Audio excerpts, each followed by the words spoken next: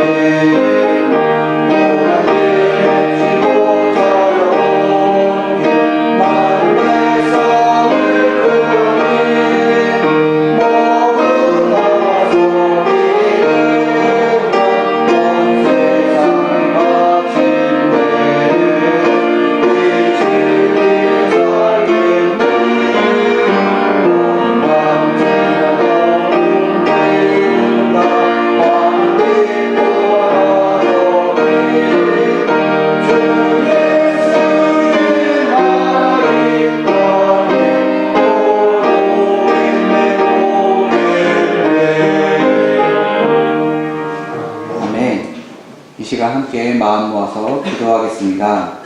이 시간 하나님의 은혜가 충만한 예배가 되게 하시고 예수님께서 우리 안에 살아주시는 그러한 은혜가 있는 예배가 되게 기도해 주시고 말씀 전하시는 담임 목사님 강건하게 붙들어 주셔서 하나님의 말씀을 온전히 선포하게 해 주십시오. 이 기도로 함께 기도하겠습니다. 하나님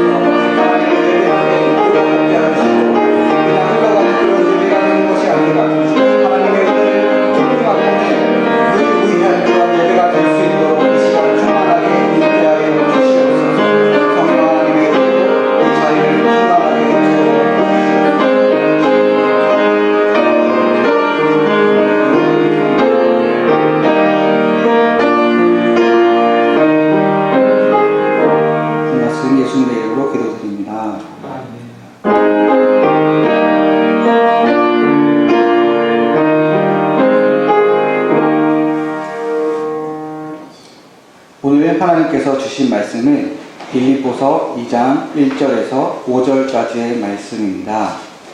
빌립보서 2장 1절에서 5절까지의 말씀을 한 절씩 교독하고 마지막 절은 함께 읽겠습니다. 그러므로 그리스도 안에 무슨 번면이나 사랑의 무슨 위로나 성령의 무슨 교제나 긍휼이나 자리가 있거든 마음을 같이하여 같은 사랑을 가지고 뜻을 하여 한 마음을 품어 아무 일에든지 다툼이나 허영으로 하지 말고 오직 겸손한 마음으로 각각 자기보다 남을 낮게 여기고 각각 자기 일을 불러 또한 각각 다른 사람들의 일을 불러와 나의 기쁨을 충만하게 하라. 함께 읽겠습니다. 너희 안에 이 마음을 품으라 곧 그리스도 예수의 마음이니. 아멘. 이제 담임 목사님 나오셔서 이 마음을 품으라 라는 제목으로 말씀 선포해 주시겠습니다.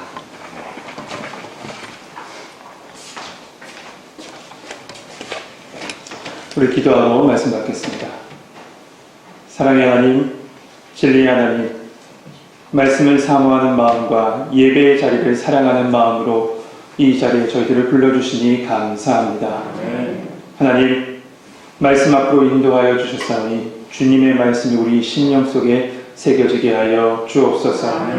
하나님을 향한 시선이 고정되게 하여 주시고 하나님의 뜻을 알아가는 시간 되게 하여 주시며 성령의 충만한 능력을 받아 그리스도인으로서 살아갈 수 있도록 도와주시옵소서. 주님 말씀하여 주옵소서. 주님 말씀하여 주옵소서. 저희들이 듣겠나이다. 예수 그리스도의 이름으로 기도하옵나이다. 아멘. 할렐루야. 이 저녁 시간 예배의 자리에 나온 우리 모든 성도님들에게 주님의 평강과 하나님의 은혜와 성령님의 인도하심이 함께하길 소망합니다. 지난 시간에 우리는 이 빌립보서 1장 27절부터 30절 말씀을 보면서 그리스도의 복음에 합당하게 생활하라 라는 말씀을 같이 은혜를 나눴습니다. 그 말씀을 한마디로 한 문장으로 딱 요약하면 이렇습니다. 고난 중에 있는 그리스도인들이여, 너희는 다 하늘의 시민권을 가진 사람들이다. 그것을 잊지 말고 살아가라. 이 바울은 왜 이렇게 지금 하늘의 시민권자임을 이렇게 강조하면서 말씀하고 있었던 것일까? 당시 이 빌립보 지역 사람들, 특별히 그 안에 있는 그리스도인들은 로마 시민권의 특권을 되게 중요시 생각했고 너무나도 고귀하게 생각했습니다. 로마 시민권은 힘이었고 권력이었기 때문에 그렇죠. 근데 지금 바울이 이야기한 겁니다. 로마 시민권이 권력이고 힘이 아니라 너희들에게는 하늘의 시민권이 있어. 그러니까 그 하늘의 시민권을 붙잡고 옛사람의 그 삶의 모습을 다 버리고 오직 그리스도 십자가 예수 그리스도의 복음에 합당한 삶을 살아가라고 그렇게 그리스도인들에게 지금 전하고 있는 겁니다. 성도 여러분, 우리는 그리스도인으로 부름받았습니다. 그리스도인으로 부름받았다는 것은 그리스도를 따르는 제자로 부름받았다는 것이고 우리 가운데도 하늘의 시민권이 있다는 겁니다. 여러분, 그리스도를 따라가는 사람을 지금 살고 계십니까? 아멘 이렇게 적으면 어떡합니까? 다시 한번 묻겠습니다. 여러분, 그리스도 예수님을 따라가고 지금 살아가고 계십니까? 아멘. 네, 감사합니다. 이렇게 해주셔야지 그 다음에 설교가 이어집니다. 그런데 우리가 이 땅에 살다 보니까 복음에 합당한 삶, 그것보다는 세상의 기준을 더 봅니다. 세상의 기준을 더 앞세워 살아가기도 하고요. 그것이 능력이 있는 것처럼 보이고 그것이 힘 있는 것처럼 보여서 그것에 기대면서 살아가는 우리의 모습을 보게 되죠. 이 빌립보 지역에 사는 그리스도인들도 마찬가지였어요. 이 로마의 힘, 그것을 기대해 살면 세상적으로 성공할 수 있었고 형통할 것 같습니다. 실제적으로도 그랬고요. 그러나 우리는 결국을 봐야 돼요. 마지막을 봐야 돼요. 마지막에 주의 복음에 서 있는 사람은 결코 흔들리지 않고 하나된 공동체로, 주 안에서 하나된 공동체로 살아가는 모든 그리스도인들, 교회는 주 안에서 최후 승리를 얻게 된다라고 말씀을 나눴죠. 여러분, 최후 승리를 얻는 걸 믿으십니까? 그래서 지난 시간에 우리가 같이 찬양하지 않았어요? 최후 승리를 얻기까지 주의 십자가 사랑하리. 빛난 면류관 받기까지 험한 십자가 어떻게 했다고요? 붙들고 살아가는 거예요. 험한 십자가 붙들고 살아가는 것이 바로 그리스도인의 삶인 겁니다. 오늘도 이 말씀은 계속 이어집니다. 복음에 합당한 삶, 그리고 하늘의 시민권자의 삶의 모습이 계속 이어져요. 그래서 오늘 본문 1절에도 그러므로 라고 이렇게 시작하고 있는 겁니다. 1절 말씀 한번 같이 한번 읽어볼까요? 1절 말씀 같이 읽겠습니다. 시작. 그러므로 그리스도 안에 무슨 문제나 사랑의 무슨 일이나 성령의 무슨 문제나 의미나 자리가 있거든. 네. 바로 앞부분이었던 1장 27절부터 30절 말씀은 이 공동체 바깥으로부터 오는 고난 속에서 어떻게 복음에 합당한 삶을 살고 어떻게 하늘의 시민권자의 삶을 살아갈지에 대해서 주로 말씀했다면 오늘 본문은 공동체 안쪽이에요. 내부예요. 내부에 더 집중해서 어떻게 우리 안에 하나님의 나라를 이룰 것인지, 우리가 지금 하늘의 시민권자니까 우리 교회 안에서 공동체 안에서 어떻게 하나님 나라를 이룰 것인지 말씀하고 있는 본문이 오늘 본문부터 이어지는 부분입니다.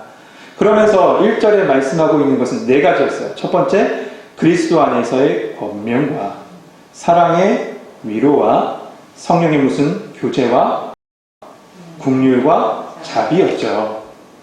바울은 이것을 말할 때 이것이 너에게 있거든이라고 이렇게 말합니다.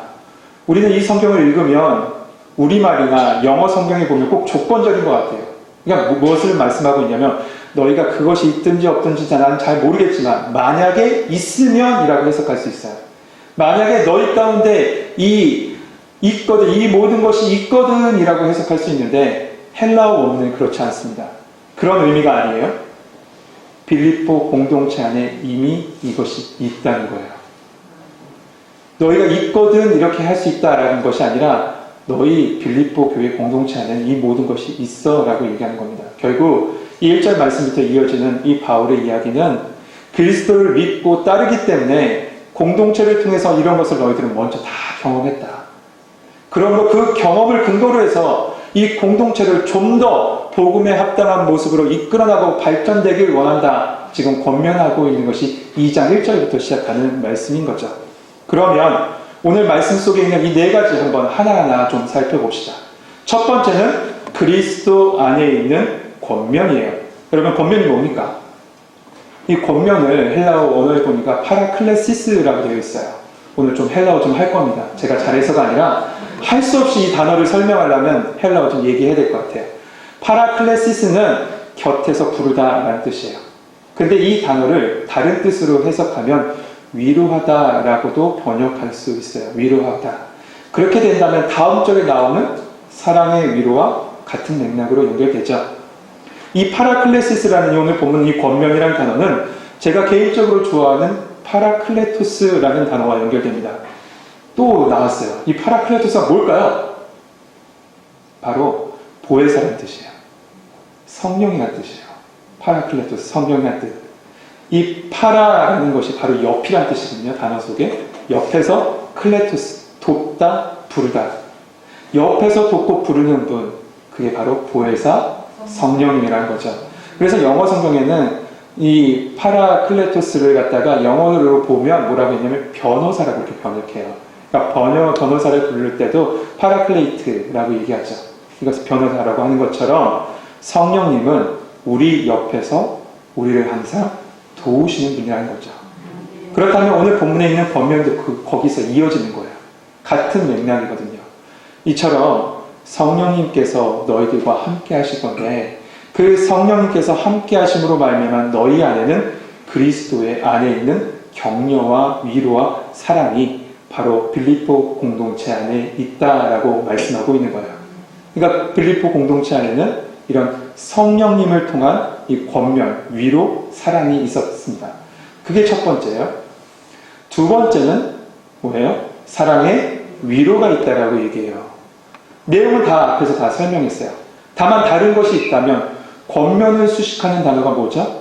그리스도 안에서라는 단어라면 이 위로를 수식하는 단어는 사랑이에요. 그럼 이 말씀은 이겁니다.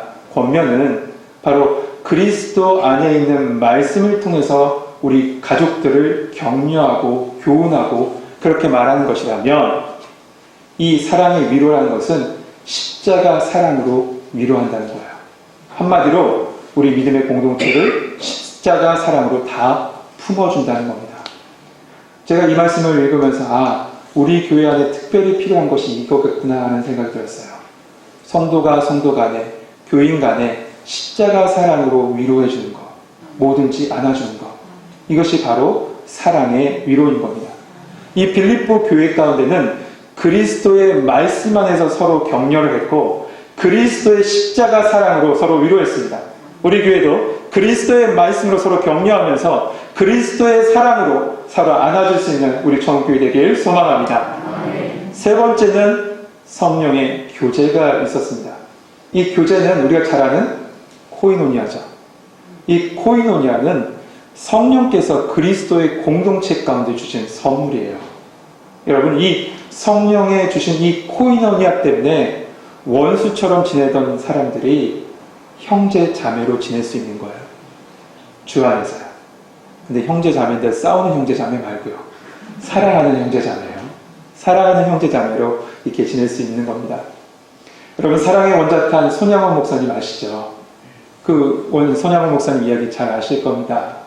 자기의 사랑하는 아들, 두 아들을 죽였던 그 사랑을 갖다가 미워하지도 않고 대신에 용서하고 사랑했다는 그 이야기. 보통 사람은 원수를 어떻게 했냐면 미워하고 죽이고 싶은 마음이 더 강하죠. 그러면 어떻게 이 손양원 목사님은 자기의 두 아들을 죽인 이 원수 같은 사람을 미워하지도 않고 죽이지도 않고 용서하고 사랑했을까요? 또 말로만 용서한다라고 하지도 않고 말로만 사랑한다고 하지도 않고 그를 자기 집에 데리고 와서 자기의 양아들을 삼았는데 어떻게 그렇게 할 수 있을까? 사람들은 이야기합니다. 손양원 목사님의 성품이 그렇게 만들었다고. 네, 아니에요. 그 성품을 만져주신 성령님이 손 목사님 안에 내주하셨기 때문에 그래요. 손 목사님 안에 성령님이 함께 하셨어요. 여러분, 모습과 삶의 방향 다 다른 우리가 공동체 안에서 이렇게 코이노니아를 이루는 건 우리 안에 누가 계시기 때문에? 성령님이 계시기 때문에 그렇습니다. 성령께서 우리를 사랑의 띠로 하나로 묶어주신 거예요. 이 빌립보 교회도 마찬가지입니다. 이런 성령의 교제가 있는 것, 그것은 성령님께서 그들을 묶어주셨기 때문에 그래요. 마지막 네 번째, 이 빌립보 교회 안에 있는 것은 긍휼과 자비였습니다. 이 긍휼을 다른 말로 얘기하면 동정심이라고 그렇게 번역해 놓았습니다. 근데 이 단어의 원뜻을 가봤더니 어디서 나오냐면 이 원뜻은 내장이에요. 내장 지방이 아니라 내장이에요. 내 안에 있는 장기요. 고대 사람들은 이 인간의 감정이 어디서부터 나오냐면 내장에서부터 나온다고 생각했대요. 그러니까 이 동정심이란 말은 이겁니다. 내 몸과 같이 상대방을 사랑하는 마음. 내 몸과 같이 그를 사랑으로 느끼는 정.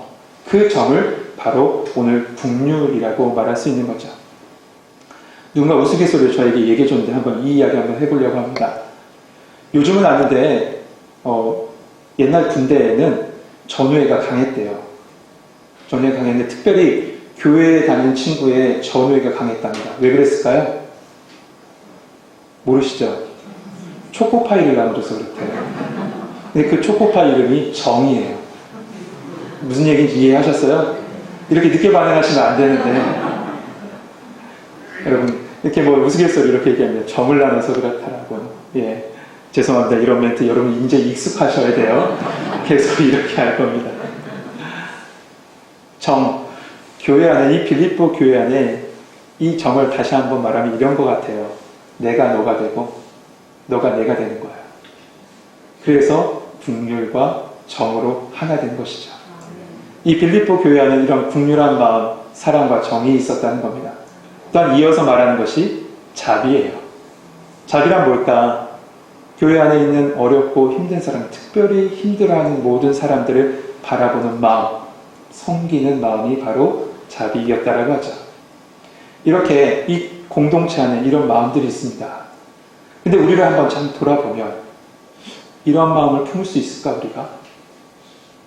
우리 교회 안에 그리고 모든 교회 안에, 지금 있는 교회 안에 이렇게 이런 사랑과 긍휼과 교제와 이런 사랑의 마음들이 정말 있나 한번 돌아보면 우리의 마음은 불가능하다라는 결론을 내리죠. 참 우리는 바쁘게 살아갑니다. 나 혼자 살기도 바쁘고 사람들을 위로하기보다는 지적하기가 더 쉽고요. 정을 주기보다는 정을 끊어내려고 하는 것이 바로 우리의 모습이에요. 그럼에도 불구하고 이 그리스도의 공동체 안에 긍휼과 용서와 사랑과 자비가 가능했던 것은 무엇일까? 하나예요. 그것은 뭐냐면 다 받은 은혜라는 거예요. 누구를 통해서요? 예수님을 통해서요. 예수님을 통해서 다 받은 은혜예요. 우리가 다 받은 은혜입니다. 예수님을 통해서 긍휼의 은혜를 받았고요. 예수님을 통해서 용서의 은혜를 받았고요. 예수님을 통해서 사랑의 은혜를 받았고 예수님을 통해서 자비의 은혜를 받은 거죠. 여러분, 사랑받는 사람만 사랑할 줄 알아요. 사랑받고 키워낸 자녀만이 사랑할 줄 알아요. 사랑받지 않아도 사랑하는 경우가 있긴 합니다. 근데 드물죠. 어찌 보면 그 사람들은 난 본인은 사랑한다라고 하는데 사랑할 줄 몰라서 상대방을 사랑으로 느끼지 못할지도 몰라요. 왜냐하면 본인이 사랑받지 못해봤기 때문에. 그래서 결국 이겁니다. 우리는 사랑받은 자이기 때문에 그 사랑으로 이렇게 사랑하며 살아갈 수 있다는 것이죠. 결국 그리스도의 공동체 안에 이러한 권면과 위로와 사랑과 교제가 있다는 것은 다 그리스도로부터 받은 은혜이기 때문에 이러한 모습 속에서 지금 빌립보 교회 성도들이 그런 경험을 누리며 나누고 있다는 겁니다. 우리 안에도 이런 은혜가 있습니다. 누구를 통해서요? 예수님을 통해서 우리 안에 이러한 은혜가 있어요. 그런데 한번 생각해 봅시다. 이 빌립보 교회는 과연 우리 안에, 그들 안에 이러한 은혜가 있는 줄 알고 있었을까요? 몰랐어요. 모르기 때문에 지금 바울이 편지를 써서 너희 안에 이것이 있다고 지금 가르쳐 주는 겁니다. 꼭 사양노루 이야기와 비슷합니다. 여러분, 사양노루 이야기 아세요? 어느 날 사양노루가 갑자기 은은하고 좋은 향기가 나서 그 향기를 찾아 헤매고 다니기 시작합니다. 여러 산을 넘고 강을 건너서 가다가 이 사양노루가 절벽에서 떨어져 죽게 됐어요. 끝내 못 찾고 죽게 되죠. 그런데 그 노루가 죽은 자리에 갑자기 사양노루가 찾던 그 향기가 막 풍겨나오기 시작해요. 그 향기가 어디 있었어요? 본인 안에 있었죠. 본인 안에 있었는데 죽고 쓰러져 자기의 장기가 터지자 그 안에서 더 짙은 향기가 풍겨나온 거예요. 이 빌립보 교회 교인들은 자기 안에 이런 은혜가 있는 줄 몰랐던 거죠. 우리 안에도 이 말씀을 보기 전에는 이 은혜가 있는 줄 몰라요. 그러나 오늘 말씀을 통해서 우리에게 이 말씀을 보게 하신 것은 주님 안에 주신 이 은혜가 우리 가운데 있다는 거예요. 우리 청교회 안에 권면과 위로와 규제와 사랑이 예수 그리스도를 통해서 충만하게 임한 줄 믿습니다. 바울은 이러한 은혜와 사랑의 나눔을 근거로 해서 좀 더 한 단계 이 빌립보 교회가 더 발전하길 원하면서 이어서 말을 합니다. 그것이 2절 말씀인데요. 같이 한번 읽어보겠습니다. 2절 말씀 같이 한번 읽어볼까요? 읽겠습니다. 시작.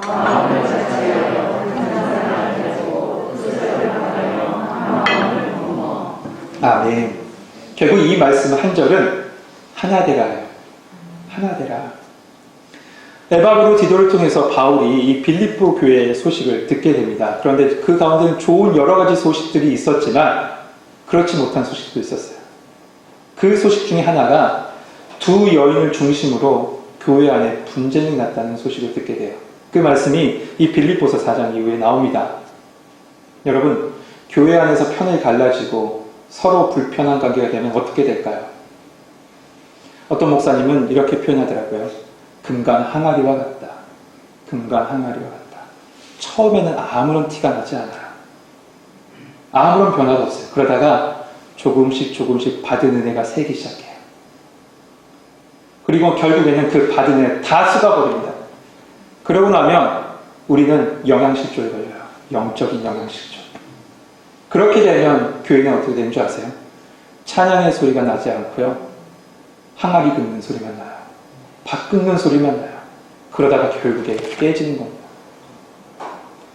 이 사단 마귀가 이 교회를 공격할 때 이 분쟁이란 무기를 즐겨 사용하는 이유도 여기 있어요. 이 빌립보 교회는 참 기쁨의 교회, 즐거움의 교회, 참 섬기는 교회였지만 그런데 아쉬움이 하나 있는 것이 바로 여기 있었어요. 하나 되지 못하는 것. 그래서 바울 사도가 지금 본문을 통해서 말하는 겁니다. 마음을 같이 하라고. 정적으로 사랑을 같이 나누고 의지적으로 뜻을 합해서 한 마음을 품으라고 지금 권면하고 있는 거죠. 그런데 이것은 로봇처럼 같은 생각, 같은 행동하라는 것은 아니에요. 또한 같은 취향을 가지고 기계처럼 획일하게 그렇게 살아가는 것도 아니에요. 각자의 개성이 다 있어요. 다 다르지만 같은 마음을 품고 있으면 너희 안에 있는 권면과 위로와 교제와 사랑을 통해서 더욱더 예수 그리스도의 진정한 몸된 교회가 될 것이고 그것이 바로 하나님이 원하시는 공동체로 세워지는 모습일 것이다 라고 말씀하고 있는 거예요. 저는 하나됨을 얘기할 때 꼭 꽃꽂이를 얘기하죠. 여러분 기억나세요? 여러분 꽃 하나하나 보세요. 생태가 다 달라요. 피는 시기도 다르고 모습도 다르고 모양도 다르고 향기도 다 달라요. 그런데 보세요. 그 꽃꽂이를 모아서 한데 이렇게 예쁘게 작품화해서 꾸며서 놓으니까 하나님의 재단에 영광스러운 자리에 이렇게 놓여져 있지 않습니까? 우리도 마찬가지예요. 다 각자의 모습은 다 다릅니다. 생활 방식도 달라요. 환경 다 다릅니다. 그러나 여러분 주신 그 은혜 가운데 우리 청교회 안에서 하나 되게 하실 때 우리를 통해서 오직 하나님 영광 받으실 줄 믿습니다. 빌립보 교회에게 얘기하는 거예요. 한마음 돼서 오직 예수 그리스도 바라보면서 한마음 돼서 이렇게 들림바 되고 하나님께 영광이 되는 교회 되게 되라. 독일 교회 되라 라고 말씀하고 있는 거예요. 그러면서 이어진 3절에 하나됨의 모습을 구체적으로 이야기합니다. 3절 말씀 봅시다. 아무 일든지 다툼이나 허영으로 하지 말고 오직 겸손한 마음으로 각각 자기보다 남을 낮게 여기고. 먼저 교회 안에 잊지 말아야 할 것, 금지사항을 먼저 이야기합니다. 그것은 뭐냐면 다툼과 허영이에요. 아무 일에든지 모든 일에서든지 다툼과 허영은 금지사항입니다. 이것은 우리 교회도 금지사항이에요. 다툼과 허영. 그럼 다툼 봅시다. 이 다툼이라는 표현은 바울이 1장 17절에서 먼저 표현했던 표현이죠. 1장 17절에 보면 그들은 나의 매임에 괴롭게 함을 더할 줄 생각하여 순수하지 못하게 다툼으로 그리스도를 전파하니. 다툼으로 그리스도를 전파했다. 이 말이 뭐냐면 이겁니다. 바울은 지금 로마의 그 옥중 감옥에 갇혀있죠. 가택 연금된 상태예요. 그 틈을 타서 로마에 원래 있었던 교회 사람 중에 몇몇 사람이 다툼이라는 동기를 통해서 더욱더 열심으로 예수님을 증거해요. 그 모습은, 그 동기는 다툼이었어요. 다툼을 통해서 지금 이 예수를 증거했다고요. 그런데 보면 갈라디아서 2장 20절 말씀 보면 다툼은 육체의 행실에서 나온다라고 되어 있어요. 육체의 행실에서. 결국 그들은 자신들은 주의 일을 한다고 하지만 그 중심에는 뭐예요?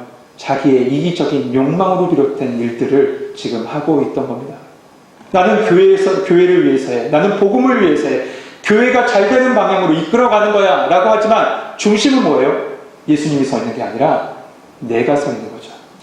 이것이 바로 다툼이에요. 두 번째 이어지는 것이 뭡니까? 허영이었어요. 허영은 말 그대로 헛된 영광입니다. 헛된 영광. 웨스트민스터 소유리 문답 제1문항, 그것은 뭐예요? 사람이 제일 되는 목적은 무엇입니까? 입니다. 사람이 제일 되는 목적은 하나님을 영화롭게 하고 그를 영원토록 즐거워하는 것이다 라고 되어 있습니다. 이 말씀은 고린도전서 10장 31절의 말씀을 기초로 두고 있어요. 그 말씀 이겁니다. 그런즉 너희가 먹든지 마시든지 무엇을 하든지 다 하나님의 영광을 위해서 하라. 그런데 허영은 뭡니까? 하나님의 영광을 위해서예요? 아니에요. 자기의 영광을 위해서 하는 거예요. 허영은 자기의 영광과 하나님의 영광을 바꿔버리는 겁니다. 이것이 허영이에요. 이 두 가지를 그러면 보면 봅시다. 다툼이나 허영이든지 다 중심이 잘못됐어요. 다 중심이 하나님이 아니라 내가 되어 있어요. 내가 살아있다는 거예요. 내가 살아있다는 건 내가 예수 그리스도 안에 죽지 않았다는 거예요. 내가 죽지 않았다는 것은 예수님 만나지 않았다는 거예요. 그리스도 안에, 공동체 안에 있어도 예수님을 만나지 못한 사람이 있다는 거죠. 예수님을 만난 사람은 나는 죽고 예수를 살기 때문에 그래요. 내 영광이 아니라 하나님의 영광이 드러나요. 그런데 다툼과 허영은 어떻게 해요? 자기의 영광을 드러내요. 우리 교회 안에 금지사항이 있습니다. 내 영광이 아니라 오직 하나님의 영광. 그렇기 때문에 우리 교회의 항상 표어는 오직 예수입니다. 어떤 일이 있어도 오직 예수 그리스도만 증거되는 우리 전교회 되기를 소망합니다. 반대로 이제는 교회 안에 있어야 될 것을 이야기하죠. 그것은 바로 겸손이에요. 겸손. 이 바울 당시에 그 당시 관점에서 겸손은 미덕이 아니었다라고 합니다. 이 겸손이란 말을 쓸 수 있는 부류의 사람들은 누구냐면 노예였다고 해요. 노예만 겸손이란 말을 쓸 수 있어요. 이게 무슨 뜻이냐면 높아질 근거가 하나도 없는 사람들이 나오는 성품이 겸손이었다라고 생각했대요. 당시에는. 그러니까 한마디로 얘기하면 이겁니다. 능력이 없기 때문에 가난하고 굴욕적인 삶을 살아가는 것이 바로 겸손의 모습이래요. 그래서 철학자들은 이 겸손이라는 것을 당시 철학자들은 싫어했어요. 왜냐하면 사회 질서를 어지럽히는 것이 바로 겸손이라고 생각했기 때문에 그래요. 그러니까 사회 질서에 맞게 그 지위에 맞는 행동을 하는 것이 삶의 이치인데 높은 사람이 낮은 사람과 함께 막 어울리면서 그렇게 살아가는 것은 질서를 깨고 사회의 불안 요소가 되는 모습이었다라고 생각했답니다. 그렇기 때문에 로마의 관점 가운데, 가치관 가운데 겸손은 미덕이 아니라 좋지 못한 것이었죠. 하지만 겸손은 바로 예수님이 걸어오신 길이에요. 예수님이 걸어오신 길. 그래서 바울은 3절 하반절에 자기보다 남을 낮게 여기라고 그렇게 권면하고 있습니다. 그렇다면 왜 그렇게 자기보다 남을 낮게 여겨야 합니까? 그것은 먼저 말씀드린 대로 예수님께서 걸어오신 모습이기 때문에 그렇죠. 그리고 또한 두 번째는 이거 기억하셔야 돼요. 다른 사람도 하나님의 형상으로 지음받은 존재라는 거예요. 다른 사람도요. 여러분, 타인은 정복의 대상이 아니라 존중과 섬김과 사랑의 대상이 되어야 돼요. 그런데 인간 안에 죄악이 딱 들어옴으로 말미암아 하나님의 형상이 딱 파괴되고 그 순간부터 타인을 향해서 정복하고 군림하려고 해요. 그것은 왜 그러냐면 서로 하나님 되려 하기 때문에 그래요. 서로 스스로 하나님 되려 하기 때문에. 여러분, 이 하나님의 형상을 회복시키시기 위해서 이 땅에 누가 오셨어요? 예수님이 오신 거예요. 십자가의 죽으심으로 말미암아 우리 안에 잃어버렸던 그 하나님의 형상을 회복시키시기 위해서 예수님이 오셨어요. 이 예수님이 오신 그 이유에 대해서 구체적인 것은 다음 시간에 기대되시죠? 네, 다음 시간에. 그런데 한번 생각해 봅시다. 이 남을 나보다 낮게 여긴다는 것, 우리의 모습으로 참 감당하기 힘듭니다. 처음에는 말씀대로 살 수 있어요. 남을 낮게 여기며 그렇게 살아갈 수 있죠. 그런데 참 신기한 것은 우리 삶에 무엇인가 플러스 돼버리면 이것이 깨지더라고요. 내 위치가 조금 플러스 되거나, 내 물질 조금 플러스 되거나, 내 권력이 조금 플러스 되면 남을 낮게 여기던, 좋게 여기던 그 모습이 바뀌어서 남을 낮은 자로 여겨버려요. 참 한글은 받침 하나 바뀌면 의미가 확 바뀌죠. 낮게 여기던 그 모습이 낮게 여긴다. 3개 그래버려요. 딱 한 끗 차이입니다. 한 끗 차이예요. 성 어거스틴은 그래서 이런 얘기를 합니다. 그리스도인의 생활에 있어서 첫째도 겸손, 둘째도 겸손, 셋째도 겸손이다. 그리스도의 교회를 세우기 위해서 우리 가운데 필요한 모습은 바로 겸손의 모습. 예수님이 행하셨던 그 겸손의 모습인 겁니다. 한 도시의 미술관에 아주 좋은 작품이 걸려졌다는 소문이 났습니다. 그 작품은 바로 예수님의 초상화였어요. 사람들이 호평이 이어집니다. 끊임없이 사람들이 찾아와서 구경해요. 이 소식을 한 유명한 한 예술가가 듣고 나도 한번 봐야 되겠다 하고 쫓아갔답니다. 쫓아가서 딱 그 초상화, 예수님의 초상화를 봤는데 실망한 거예요. 자기가 생각했던 것과 너무 다르죠. 예술적으로, 미술 기법으로도 너무나도 이렇게 좋은 작품이 아닌 것처럼 보이는 거예요. 그래서 너무나도 화가 난 나머지 확 뛰쳐나왔는데 친구가 기다리고 있었어요. 그 친구 가운데 막 얘기합니다. 야, 작품 너무 별로던데 어떻게 이 작품을 좋은 평가를 내리고 있어? 라고 했을 때 그 친구가 이런 얘기를 합니다. 너 다시 들어가서 무릎 꿇고 그 작품 봐봐. 무릎 꿇고 그 작품 봐봐.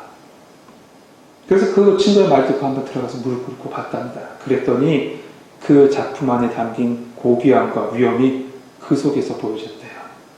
밑에서 위를 바라보니, 낮은 자리에서 높은 예수님의 모습을 바라보니 바로 예수님의 위엄을 보게 되었다는 겁니다. 한 예지만, 한 예화지만 우리에게 생각할 거리를 많이 주죠. 그래요. 교회 안에서 겸손의 자리, 무릎의 자리에 우리 모두가 그곳에 서 있을 때 그곳에서 주님의 위엄을 만나게 되는 겁니다. 주님의 사랑을 만나게 되는 거예요. 우리의 마음이 낮아졌을 때 주님의 그 사랑을 여러분 만나게 될 줄 믿습니다. 마지막으로 이 바울은 교회 안에 있어야 될 것을 한 가지 더 추가하는데 그것은 바로 다른 사람을 돌보는 일입니다. 앞서서 얘기했던 자기보다 남을 낮게 여기는 겸손의 모습이 있었다면 그 겸손의 마음에서 파생되어 나오는 실천적인 모습이 바로 남을 돌보는 모습이었다는 거예요. 신학자 칼바르트가 있습니다. 이 칼바르트가 오늘 본문을 이렇게 막 강해를 했는데 강해를 하다가 이런 얘기를 했답니다. 그리스도인들이 하나 되지 못하고 교회가 하나 되지 못하는 것은 저마다 다 섬 하나씩을 갖고 있기 때문이다. 아니 섬보다 더 큰 왕국을 건설하고 있기 때문이다. 그러면서 사람들은 그 왕자리에서 내려오지 않는다고 한다. 왕자에서 내려오지 않으려고 한다. 그 왕자를 버리고 그 왕의 자리를 버리고 그곳에서 내려오기 전까지는 사람들은 다른 사람에 대해서 공동체의 그 식구들에 대해서 관심을 갖지도 이해하지도 못할 것이다 라고 되어 있어요. 우리는 스스로 다 높은 자리에서 왕이 돼서 그렇게 살아갑니다. 근데 로마서 12장 15절 16절에 보면 이렇게 말씀합니다. 즐거워하는 자와 함께 즐거워하고 우는 자들과 함께 울라. 서로 마음을 같이하며 높은 데 마음을 두지 말고 도리어 낮은 데 처하라. 즐거워하는 자와 즐거워하고 우는 자와 울고 마음을 같이하고 높은 데 마음을 두지 않고 도리어 낮은 데 처할 수 있는 이 모습이야말로 그리스도의 교회가 하나 될 수 있는 가장 큰 힘이 될 줄 믿습니다. 그렇기 때문에 바울은 이 모든 것을 통해서 나의 기쁨이 더할 것일 뿐만 아니라 주님께서 기뻐할 것이라고 4절 맨 마지막에 그렇게 이야기하고 있던 것이죠. 그렇다면 여러분, 한마음 되어 다툼과 허영을 넘어서 겸손함으로 기쁨이 되는 교회가 이룰 수 있는 그 모습은 어떻게 하면 우리가 이러한 모습을 이룰 수 있을까요? 우리 한마음 돼서 합시다. 겸손함으로 살아갑시다. 이렇게 말만 하면 될까요? 외치기만 하면 될까요? 아니에요. 사람의 마음은 갈대 같아서요. 쉽게 흔들리기 마련입니다. 사람의 의지로 되는 것이 아니에요. 그래서 한 번 바라봐야 돼요. 그래서 한 번 바라보는 거예요. 그래서 끊임없이 저는 이 말씀을 묵상하고 묵상합니다. 믿음의 주여 또 온전케 하시는 이 예수를 바라보자. 모두가 다 다르죠. 다 다름을 인정하고요. 그 다름 속에 오직 모두 다 한 분만 바라보시면 돼요. 누구예요? 예수님만 바라보면 돼요. 그때 우리가 하나 됩니다. 그 하나됨 속에 하나님께서 영광 받으실 줄 믿습니다. 그래서 바울은 이어지는 말씀에서 이렇게 말씀하고 있는 거예요. 5절 말씀 한번 같이 한번 읽읍시다. 같이 읽겠습니다. 시작. 아멘. 예수님 마음이 나의 마음을 덮고 예수님의 생각이 나의 생각을 이끌고 예수님의 인도하심이 나의 걸음을 이끌 때 먼저 성전된 우리 성도님들 여러분의 마음 가운데 주님의 기쁨과 은혜가 충만하게 넘칠 줄 믿습니다. 그리고 나서 이 성전된 성도들이 모인 교회는 하나님의 영광이 될 것이고 십자가의 복음을 마음껏 증거하는 교회로 세워질 줄 믿습니다. 우리 교회가 바로 이런 교회입니다. 우리 같이 고백합시다. 오직 예수님만 바라봅시다. 그래, 오직 예수 그리스도만 바라보는 우리 청운교회 가운데 예배 때마다 예수님의 마음이 덮어지는 은혜가 있길 소망합니다. 기도할 때마다 예수님의 생각에 깃드는 은혜가 있길 소망합니다. 찬양할 때마다 예수님의 기쁨이 여러분의 인생 가운데 충만히 임하는 교회 되길, 여러분 되길 소망합니다. 그 기쁨 가운데 하나님의 영광이 되는 우리 청교회 되길 소망합니다. 기도하겠습니다. 은혜로우시고 사랑이 많으신 하나님, 우리도 주의 교회 안에서 한 가족 되게 하시니 감사합니다. 주님, 주님께서 주신 마음, 그 사랑의 마음 품고 주님의 교회를 세워나가며 오직 예수의 복음을 증거할 수 있는 저희들 될 수 있도록 도와주옵소서. 그러나 우리의 마음은 약해서 매일 흔들립니다. 세상의 복음 가운데 흔들리고 사람의 이야기에 흔들리고 사단의 이 여러 가지 꼬임에 흔들릴 때가 많이 있습니다. 주여, 우리의 마음을 붙잡으시사 오직 주님만 바라보게 하옵소서. 믿음의 주여 온전케 하시니 예수만 바라보며 일주일도 승리하는 우리 청교회 성도들 되게 하여 주옵소서. 예수 그리스도의 이름으로 기도하옵나이다. 아멘.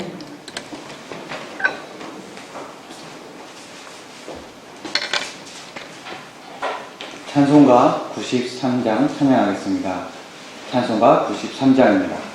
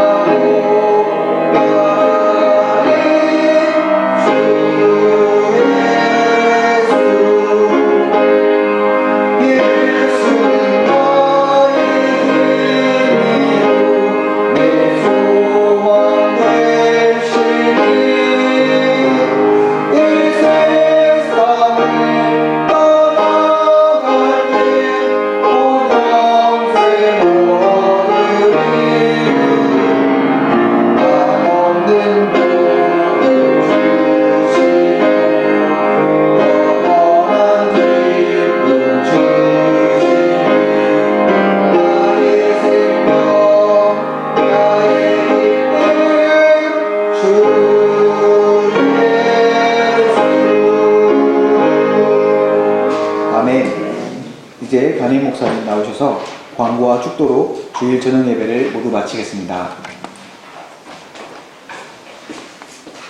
예, 광고 드리겠습니다.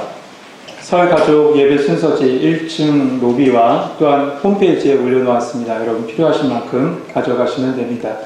이번 주간에 설 명절이 있는데 우리 서로 새해 인사 한번 미리 합시다. 인사하면 좋잖아요. 예, 옆에 계신 분과 새해 주님의 은혜 많이 받으세요.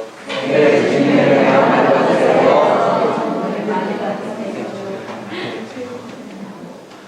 제발 웃으면서 인사합시다. 네, 다시 한 번만요. 새해 주님의 은혜 많이 받으세요. 감사합니다. 이렇게 얘기하지만 웃으면서 인사하니 어떡합니까? 네, 감사합니다. 예, 안전하고 예, 행복한 명절 보내시고 혹시 고향에 다녀온 분이 계시다면 건강하게 잘 다녀오실 수 있도록 저도 기도하겠습니다. 혹시 고향에서 이 주일날, 우린 주일이 맨 마지막이긴 하지만 고향교회에서 주일을 보내고 오신 분이 계실지 모르겠어요. 저는 이 명절을 맞이하면 꼭 사역하는 곳곳마다 꼭 이런 얘기를 했습니다. 혹시 주일에 고향교회에 가셔서 주일을 드리시고 오신다면 그 고향교회에 감사님을 드리고 오세요 라고 꼭 얘기 드립니다. 왜냐하면요, 이 시골에서 목회하시는 분들은 그 작은 정성이 뭐 큰 힘은 되지 않겠지만, 큰 물질은 되지는 않겠지만 재정적으로는요 큰 용기를 받더라고요. 제 동기 목사님들도 충청도 뭐 지방에서 많이 이렇게 목회를 하는데 와서 작은 예물을 드는데 그것이 내가 다시 사역할 수 있는 힘이 된다라고 그런 얘기를 많이 했습니다. 혹시 고향에 내려가셔서 주일을 보내고 오신 분이 계시다면 꼭 예물을 주셔서 그 고향교회에 힘이 될 수 있도록 해주시길 바랍니다. 나머지 광고는 주보를 참조하시면 될 것 같습니다. 축도하겠습니다. 이제는 십자가에서 생명과 사랑의 길을 열어주신 예수 그리스도의 은혜와 변치 않는 사랑으로 우리를 품어주신 하나님의 사랑과 성령님의 감화 교통 인도하심이 마음으로 말씀을 담아 가정으로 돌아가는 모든 성도들 위해 이제로부터 영원토록 함께 하시기를 축원하옵나이다. 아멘.